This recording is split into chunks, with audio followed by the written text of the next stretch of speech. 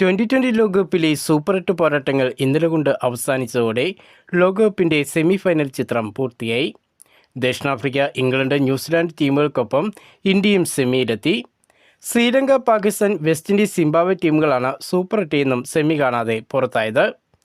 ബുധനാഴ്ച നടക്കുന്ന ആദ്യ സെമി ഫൈനൽ മത്സരത്തിൽ സൗത്ത് ആഫ്രിക്ക ന്യൂസിലാൻഡിനെ നേരിടും.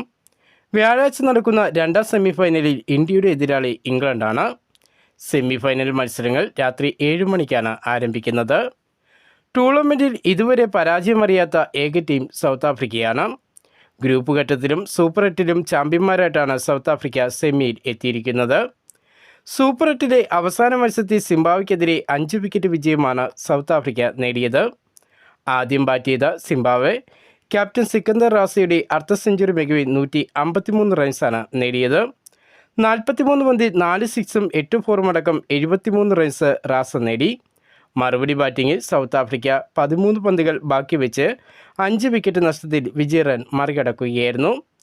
18 പന്തിൽ 4 സിക്സും 2 ഫോറും അടക്കം 42 റൺസ് നേടിയ ഡൊവാൾഡ് ബ്രിവീസാണ് പോർട്ടിസ് പടയുടെ ടോപ്പ് സ്കോറർ.